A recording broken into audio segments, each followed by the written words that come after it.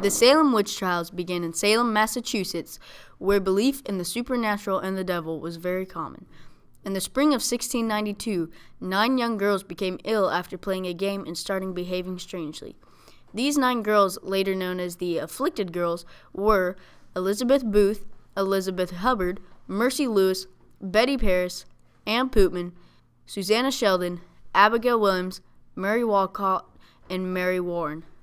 Reverend Samuel Paris, Betty Paris's father, called in a doctor after his daughter began experiencing strange symptoms. All of the girls experienced the same symptoms, which were suffering fits, contorting pain, and having a fever. A few of the girls accused 3 women of bewitching them.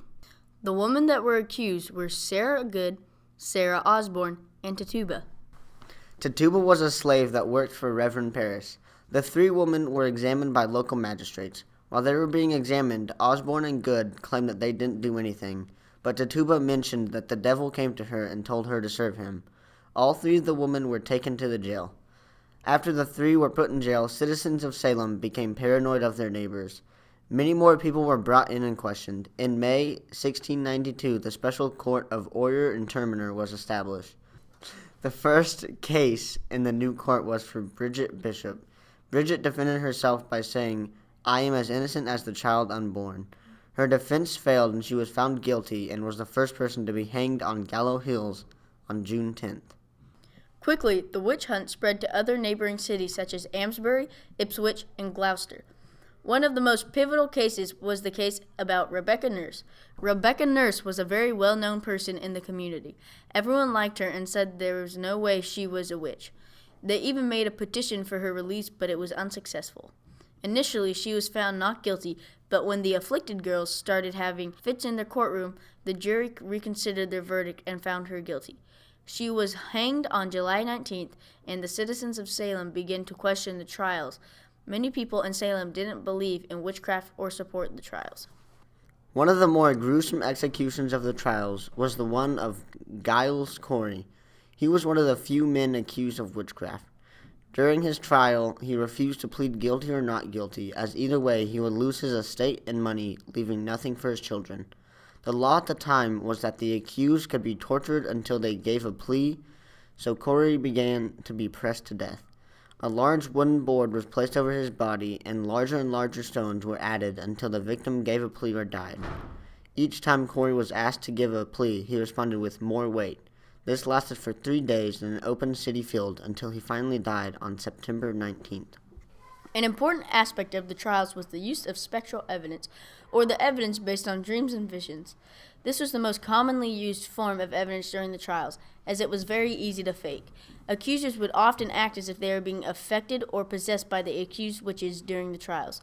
The use of spectral evidence was declared inadmissible toward the end of September 1692. This slowed the amount of witch accusations. On September 22nd, 8 people were hanged, and those were the last executions of the trials. The 52 remaining prisoners were set free the next May. What was the true case of the Salem witch trial hysteria? There are a few theories. One theory is that the Afflicted Girls ate rye bread that contained ergot, which is a chemical closely related to LSD. This caused them to hallucinate and go insane. However, this has been recently proven to be false. Another theory is that between 1680 and 1730, the temperature in Massachusetts colony dropped and caused a small economic failure. The town was mostly populated by merchants, so not much happened during the time. The final and most likely theory is that the 9 girls were bored during a slow time in a sleepy town. They were introduced to witchcraft by Tituba, and they found it rather interesting. To amuse themselves, they began accusing other girls in town until it got out of hand. Their strange symptoms may have been psychological, and they faked having spasms in court to prove the accused guilty. The trials were mostly fake scams that killed innocent people using false spectral evidence.